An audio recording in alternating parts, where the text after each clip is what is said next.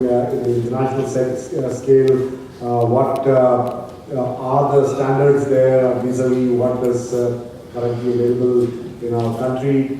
So Vipendra Rao talked directly about the grassroots, what's happening in the industry in India, particularly in our state. Mr. Kishan has given us some idea about how the private sector can play a role in the entire process of Make in India, and Anant, of course, has given us a very good idea about the skilling component of the Make in India effort. So overall, it's been, I think, a very good package for all of you.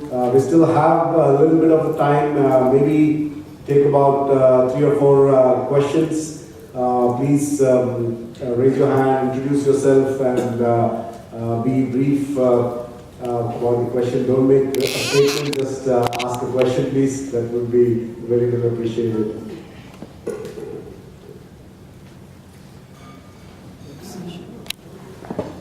Dr. Narasimha Reddy from Srinidhi Institute of Science and Technology. We are very much interested to have an association with skill development program. But the basic models that you may have is with regard to an association with industry or doing all alone. Which are the models which have been successful so that the end product of the skill training program is useful to the industry? So, if I understand the question, you're saying, is it better to work with an association or the college or for the college, right?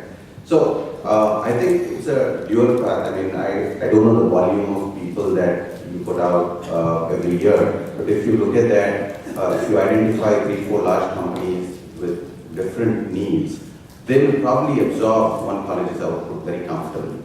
And so, without thinking of the macro problem, if you look at it a micro way and say, okay, who in my region wants, and what do they want? What kind of jobs are they providing? And what do these companies want from us? And working backwards and skilling the people as part of the college program, or as an additional course, or as an additional fee, additional course, additional time, whatever that is, that make them job ready and tie up with this company to absorb as many of them. They will be happy to participate in most cases to fine-tune your curriculum, say what skills are required, what job will they do, what salary they will get. You can then communicate this to your students there, ensure that they're ready for it, and if they are ready for it, then go through a training program that puts them out, and you can either do the training yourselves in association with the company, which can be a little bit harder, or you can go to a training provider, or you can ask the company's training division, if they have large enough to have one, to come and support that. So there's different models, which, it depends on how you want to work it, but instead of looking at it, associations and larger picture, but if you take the 4 companies in your area that want to provide jobs to people, you should probably directly tie in with those. My name is S. Bhaskar and Managing Director of Industry Center. I have a question to Dr. K. Pradeep. It's not related to Make in India, but it's Made in India. The single window application, what is to be done? Is it only meant for the manufacturing industries or other industries? Because the government of India has changed small scale industry, medium scale industry to small and medium enterprises. Any infrastructure project like the gentleman is made an explanation, if that is required, also can we file with you? Well, when you say manufacturing, you're not excluding the small or medium or large. Everybody is manufacturing. There is, a definition of what an industrial sector activity is, what is a service sector activity. The Ministry of MSME puts out all those statutory guidelines, and we simply adopt them. So if you want to make an application for any activity which relates to manufacturing, yes, we will accept it. If you want to set up an industrial park of the nature of Brandix, please come and talk to us first before you simply put in an application in the single window. So I don't know what your specific doubt I'm is. coming about the project. We have developed a technology pertaining to the automatic dynamic car parking stations. In fact, the UK government and Australia and Canada, they have accepted it and they have been coordinating with with the mayors of the cities and all. That particular project can be talked to you. If there is a process, And I'm sorry, and it is also accepted by the government of Karnataka, it's also accepted by the government of Gujarat. if it is a process which is useful for the industry, you will have to sell it directly to industry. If the process manufactures any components which go into the process and there is a manufacturing activity that starts the manufactures these components, yes, we will be happy to talk to you. No, it's not manufacturing, it is automatic dynamic car parking stations to solve the parking problems. I am still not clear what that project. Please come and talk to me separately. Yeah, come and talk to Take me. it offline because honestly, I'm absolutely not clear about what it is, what you're talking about. Please talk to us offline. Yeah, Let's not take a minute. Okay, what the problem is, I tried to Please talk to me Okay, separately. then I'll say. Yeah. I have a question to Anantarao. You have mentioned that you are receiving 500 or 5,000 applications for electrical engineers, but do you think that is it required today? The engineers ought to be trained more than this. Because the national survey says that 12% required engineers are produced, but my experience is that only 3 to 4%. Can you explain? Yeah, so I think whether it's 3% or whether it's 12%, it's a very poor number. And unemployability, unemployable people, whether they're, again, it depends on college, whether it's 85 or 95, it's a very poor number. The point is that, skills that are required for these people at work, whether it's entrepreneurship work, whether it's job-related work, have to be imparted in the colleges.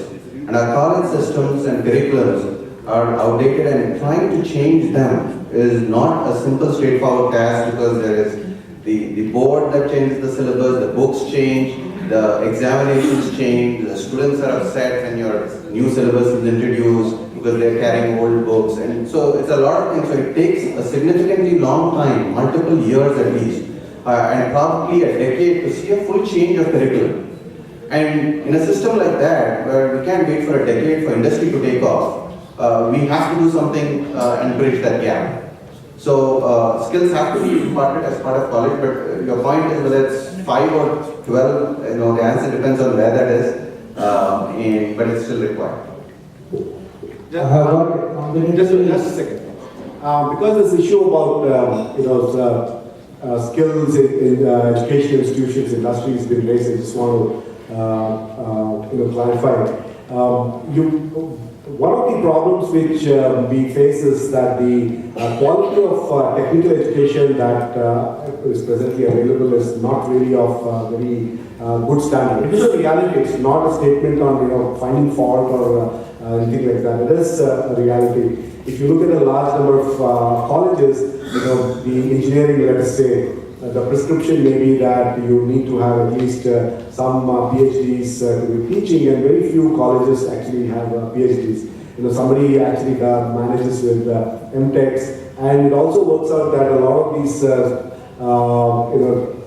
teachers, MTech teachers, are there only by default. It's because they have not been able to get a job somewhere else, that they're not really fond so much of teaching as say per se, but because of some default, and they're just there to take some time. So the teaching profession itself, there is some need that you need to get more professionally committed teachers. It happens a lot in the universities where you do have a lot of committed teachers and professors who are there, but it doesn't seem to be happening in isolated technical institutions out there. So I think that is one issue which is there.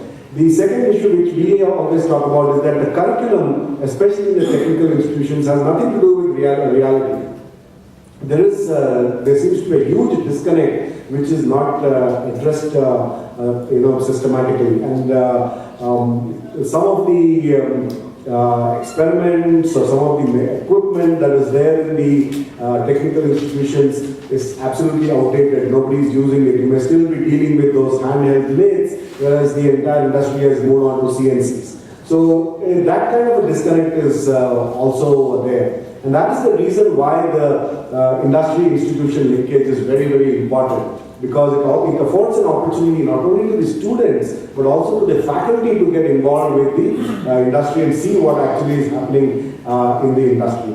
And on the other hand, you also get an opportunity that the industry is able to influence the training and they're able to influence the curriculum of the technical institutions and say that, look, what you're teaching is really bad, this is what we would like them to be taught. I mean, you may not change, you need to know the basics of engineering, there is no doubt about it. But a number of things which are actually happening in that industry can actually be adopted in the education institutions. Of course, the syllabus and the curriculum has some rigid parameters which are fixed by the universities, the academic councils of the universities, maybe the All India Council of Technical Education, the vocational institutions. So there may be some requirement that we coordinate with that. And then that exercise is what we have recently started. We're trying to strengthen the industry institution linkage. I'll go one step ahead of what Anand said to answer your question. I don't think it works that you do one-on-one. You simply cannot say that I have 300 students,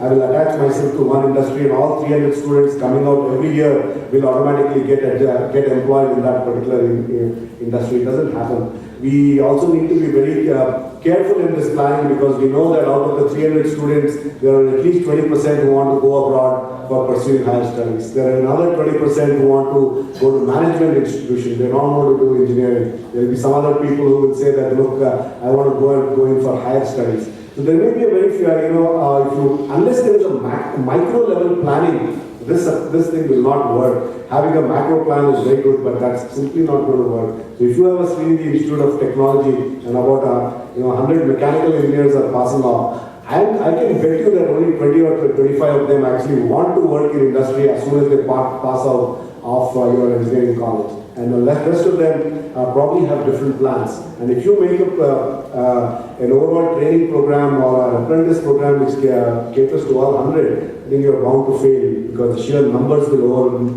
you. So there is a requirement to do some micro planning, and that's the only way I think this thing may work. I've got a comment note, got a concern with respect to the honorable panelists. Right from Pradeep Chandra to Anant Rao to Sunil Kishan and of course my friend Bipendra Rao. This is emanated from the comment made by Mr. Prasad of Dr. Reddy's. There are two things that appeal to me. One is investor is God. Very interesting. In relation to that, when I established my college, Dhruva College of Management in 1985, I approached Dr. Anjali. Within few minutes, he selected two of my students, and they are on par with IIMs. That shows proof that he is interested in local. That is what is meant by local. He thinks global, acts local. That is the beauty of Dr. Anjali. And second, Prasad made is vocabulary. Let us build vocabulary. The industrial component is been contemplating this cooperative competitiveness. Now it has entered into English lexicon. Thanks to English people, I don't know where. It is competition now. Instead of competing with others, let us cooperate and compete. Like it's happening with Telangana State and Andhra Pradesh. Why don't they cooperate and increase the pie instead of competing and competing and competing?